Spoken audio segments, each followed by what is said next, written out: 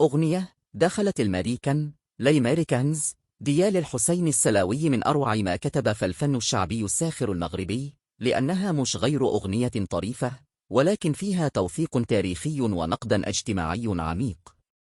خليني نشرح ليك بعض المقاطع والأفكار الأساسية فيها. دخول الأمريكان للمغرب 1942. الأغنية كتبدأ بتصوير وصول الجنود الأمريكيين في إطار الحرب العالمية الثانية، عملية توتش، وكيف كان وقع هذا الحدث على الناس. السلاوي يستعمل أسلوب ساخر باش يبين الفضول والانبهار ديال المغاربة بالملابس، الأكل، والآلات ديال الأمريكان. العادات الجديدة، كيذكر مثلا شوين كم اللي كان غريب بزاف على المغاربة ديك الساعة. الكلمات اللي بداو الناس يقلدوها بحال أو ك و بي. هنا السلاوي ينتقد التقليد الأعمى والتحول السريع ديال العادات المغربية. الخمر والفساد، كيشير لرواج الروم والمشروبات الكحولية اللي جابوها الجنود معهم.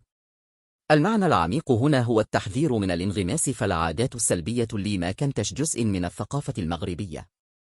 المال والثراء المفاجئ، السلاوي يهضر بسخرية على ناس ولات عندهم الفلوس بسبب التعامل مع الأمريكان، ولكن بلا قيم أو إنتاج حقيقي. نقد مباشر للانتهازية وللتفاوتات الاجتماعية اللي بدأت تظهر فجأة. التناقضات الاجتماعية، الأغنية توري كيفاش المجتمع المغربي كان يتأرجح بين الأصالة، العادات المغربية البسيطة، والتأثر السريع بالحداثة الأجنبية. هنا المعنى الكبير، السلاوي ماشي ضد الجديد، ولكن ضد فقدان الهوية والكرامة بسبب التقليد الأعمى.